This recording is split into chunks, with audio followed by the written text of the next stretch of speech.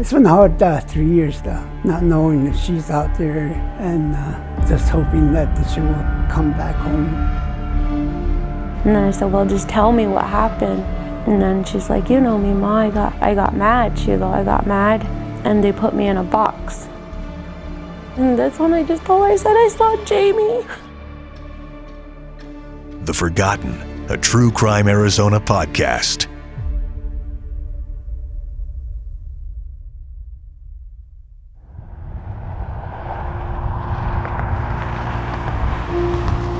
Yeah, we'll go truck stops. I run out flyers, pass them out. I go out to border Mexico, along there, Tucson, and some truck drivers, they would say, give me a whole bunch, I'll post it on the way to Texas. And I'll go all the way up to Gallup and New Mexico. Days-long drives up and down the highways. Hours spent parked at gas stations, convenience stores, watching trucks drive in and out.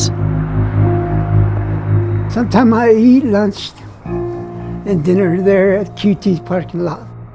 Looking for her? Yeah. It's not the life James Yazzie expected to be living in 2019. It was lonely, and the reason why made it so painful. He was desperate to find his daughter, Jamie Yazzie, all while his body was shutting down, becoming weaker by the day. I did the search out there with my cane, but it was too rough for me. So I ended up just getting stuff like water and stuff like that, snacks. I couldn't get up. I couldn't move. But when somebody just vanishes into thin air, it's hard to know where to even begin to find them. Quickly, it became a love-hate relationship with time. It's been hard 3 years, I guess. Not knowing that she's out there and just hoping that she will come back home.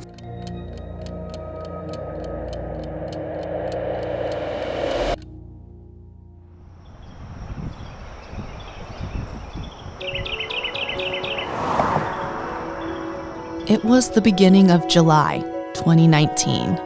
Jamie Yazzie, a mom to 3 young boys, was living in Pinon, Arizona, and working as a nursing assistant at a pediatric health center on the Navajo Nation. She loved her job. She loved the kids. She loved the elders. She was just a really good people person. Jamie was particularly close with her aunt, Marilyn James, and her little sister, Elena Denny. Elena wanted to follow in Jamie's footsteps. And I'm a medical assistant, so she's the one that paid for my schooling. Both Marilyn and Elena talked to Jamie all the time. Family was everything. So Marilyn was pretty excited to see her niece that day. I texted her and I asked her to meet me because I wanted to go to this concert that we were invited to. The message sent with some excitable sass. Hey woman, get ready. We're going to this concert. Marilyn was pumped. She hit the road on her way to Jamie. A little while later, she checked her phone. There, I waited about an hour and I was waiting for her to text me back. Nothing, no response. That wasn't like her. Maybe she was just busy at work. But Elena was in the same boat. She also didn't get a text back. She called the pediatric center. Jamie hadn't shown up for her shift.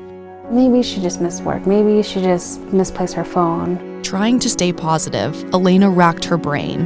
The 3 of them had just talked a couple days ago, and nothing seemed out of the ordinary. The last phone call was the night that she supposedly went missing. I could remember her last words of, I'll call you gals later. It's a call that never came.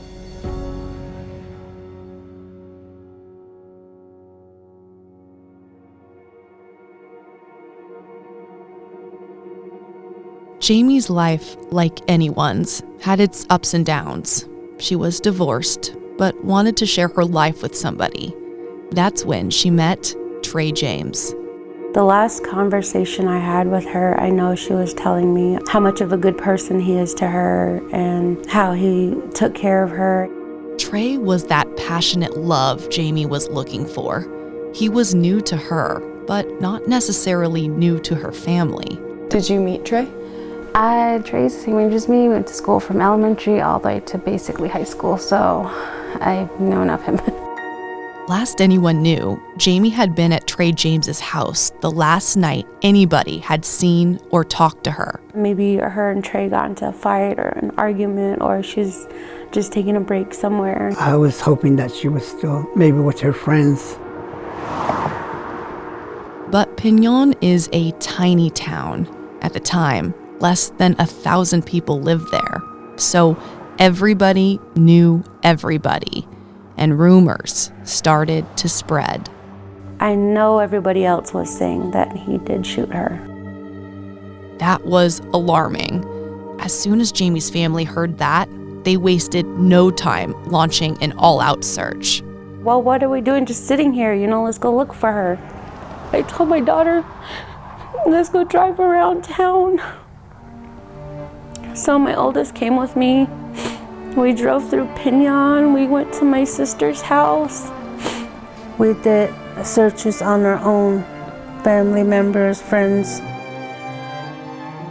Eventually, both police and the Yazzie family learned by the time they all started searching, Jamie had actually been missing longer than they realized. We went back to my mom's house. We waited. My sister came home, and that's when I found out that she was missing. And it was over a week. The last anyone had seen her alive was at the end of June. It was now July 5th. Look in every vehicle and see if anybody looks like her, let me know so we can turn it around and follow them, or, see if that's her. Jamie's family was proactive in coordinating searches, but they just couldn't get the traction outside of family and friends they wanted and needed. It was frustrating for her dad. If it happened out here, you guys have a television station every town and law enforcement every town. That would have been easier. And the news would travel fast and the guy's picture would be on the news. Out there, nothing. You'd be lucky you have a smoke signal. Because James was sick, his relationship with Jamie actually became stronger, to the point where she was just months away from moving to Phoenix to help take care of him. She called me every other day, said, how you feeling, how you doing? And I'll move closer to you so I can keep an eye on you and stuff like that and transfer down here. So that was the plan. She was going to transfer down here. James had been in and out of the hospital. And as the searches for his daughter went on, one hospital trip was particularly heartbreaking, with the nurse assigned to him. The thing was, when I ended up in the hospital, that one gal that was from Pinon, she was actually a replacement for Jamie. She told me that so I took your daughter's place because she didn't show up. Those searches turned from days to months to years. Like every day, I just waiting to hear that Jamie's back. It's been a hard 3 years, I guess, not knowing if she's out there and just hoping that she will come back home. It felt like time stood still. Nothing was happening. There were just no breaks in the case. Just when everyone's hope was starting to fade, Marilyn found the unthinkable, and the details are still so vivid in her mind. It was October 2021. A little past the Hopi line on the Hopi reservation. Marilyn is standing there in the cold desert. It felt different than she was used to. Me breathing in the thick air, and then it's so cold outside, and there was a moon out, and I fell to the ground, and I picked up the sand. I thought it was sand. It was snow. It was melting through my fingers. The sun is out. It's reflecting off the snow. That's why everything's just blue. all of a sudden, a woman appeared from behind a rock. Marilyn blinked, trying to figure out if what she was seeing was real. It was Jamie.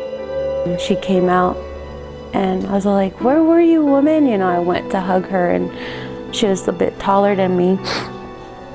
So when I looked at her, she had sand in her eyelashes, sand in her hair. When I looked at her clothes, it was like dried mud on her clothes. And then I said, "Tell me where you're at." And then here she said, "I'm okay, Ma," because she used to call me Ma. So I told her, "Tell me what happened. Tell me everything," I told her. And she kept looking into this, it was like a hut or behind the rocks or into a rock. It was like a rock formation. That's where she came out from. She kept looking that way. And I told her, "Is there anybody in there with you?" And she goes, "No, but I have to go back soon." And then I said, "Well, just tell me what happened." And then she's like, "You know me, Ma, I got mad." She goes, "I got mad and they put me in a box." Who got mad? Who put her in a box? Marilyn was overwhelmed, confused, and emotional. Jamie walked up closer. She said, "I love you, Ma." And but I could hear it so close to my ear. And that's when I woke up from that dream. That dream was just so real. Marilyn shot out of bed and immediately woke up her daughter and told her everything. And that's when I just told her, I said, "I saw Jamie." There was something about that dream that Marilyn couldn't shake in the coming weeks.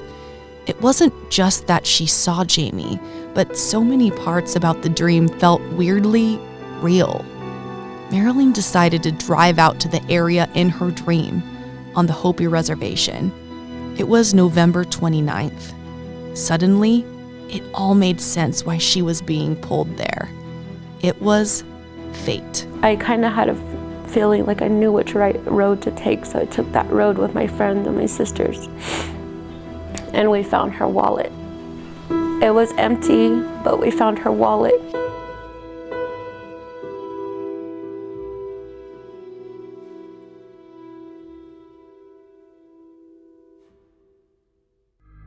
Coming up on episode 4 of The Forgotten.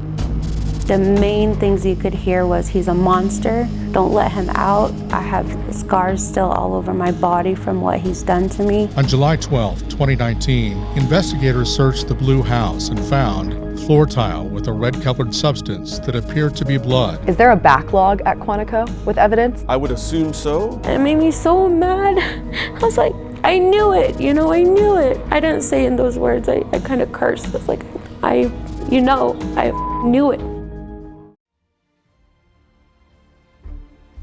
True Crime Arizona, the podcast, is hosted by me, Brianna Whitney, and produced by Sergio Hernandez. It's a production of Arizona's Family, 3TV, CBS 5, and azfamily.com in Phoenix, Arizona. This is True Crime Arizona, an Arizona's Family Originals podcast.